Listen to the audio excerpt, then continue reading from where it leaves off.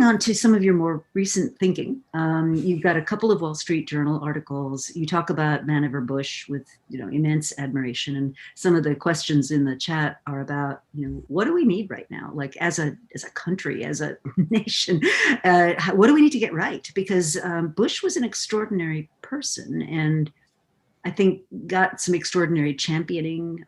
There was a lot of urgency to what he was doing. And I just wonder if, you've written about maybe replicating something like that today. Well, that's a super relevant question, since some part of this book started with working with President Obama's Council of Science Advisors and, what's next after Vannevar Bush's, for people who don't know, Vannevar Bush was a engineer, was a provost of MIT, who at the start of World War II quit his job, talked his way into a meeting with FDR and said, we need to completely change how the military goes about its job because we're going to lose this war. The military is doing fine on, building bigger, faster ships and bigger, faster planes, but the new technology that's going to make a difference in this war, Nazi Germany is ahead of us and we will never catch up in time and we will lose, which was actually correct, which is exactly how things played out over the next few years. But fortunately, FDR listened to him and created a new structure for the military and for national research, which grew into National Science Foundation, DARPA, many of the things that gave us. Oh, I didn't know that. Oh. Yeah, the system that Bush set up around 1940, the Office of Science, OSRD,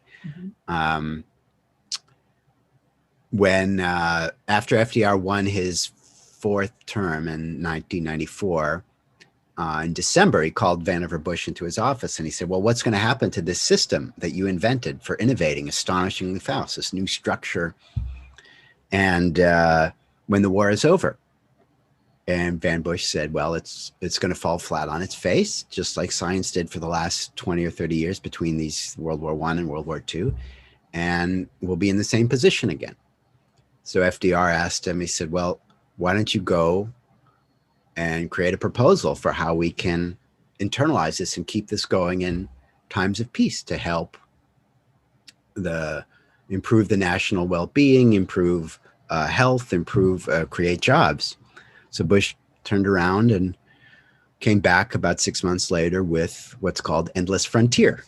I think I have that here somewhere. Yeah. Endless Frontier, his report in 1945, which laid the foundations for the national research infrastructure of the United States, which was the project I was asked to do for President Obama's Council of Science Advisors.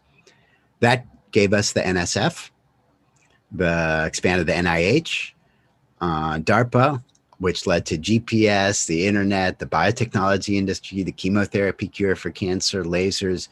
Roughly half of the trillions of dollars of GDP growth since World War II is attributed to the new technologies. Much of the early personal computer industry, 3D graphics, all of that came from federal research projects, which not many people realize.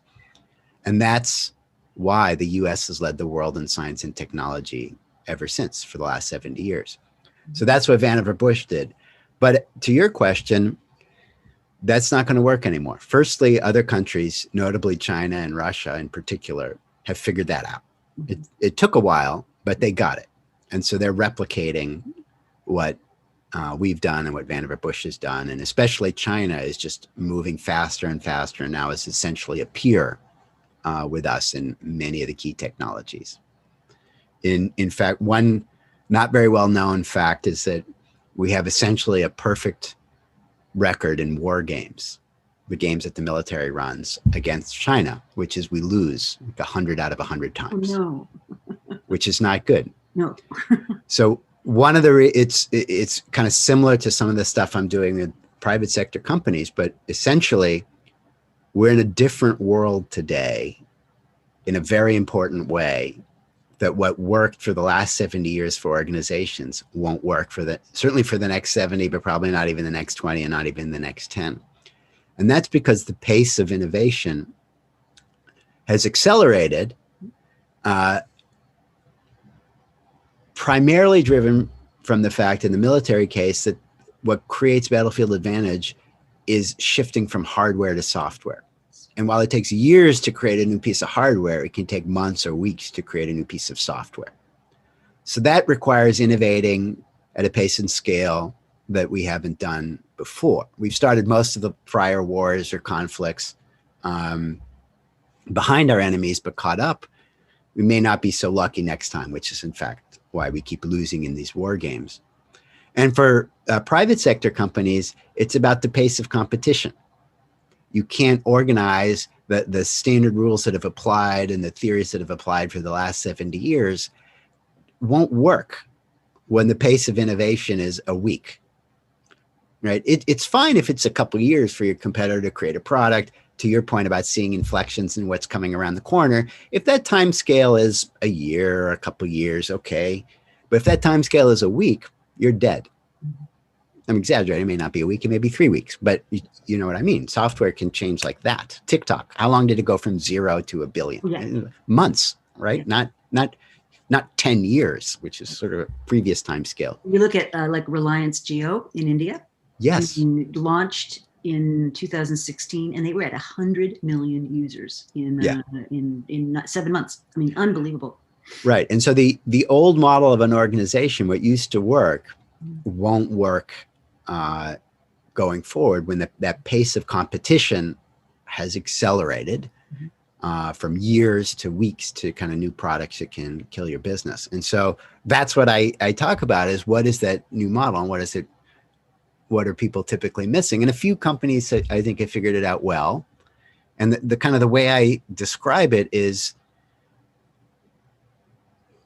the old model is, well, you've got if you imagine a car, you've got pistons and you've got wheels. You know, let's say that the pistons are the on time, on budget, on spec, and the wheels are the crazy new ideas. And yeah, let's get an R&D lab and let's get some soldiers and, we'll sort of hope it works out. And when stuff, when they bicker, it sort of filters up the layers to the executive team or the leadership. And then we try to resolve the bickering and go back and forth and back and forth. And eventually, if you're lucky, new stuff pops out. And if you're unlucky at resolving the bickering, you're too slow and you get killed. Or you never do it. You squash it like Nokia did or many other examples.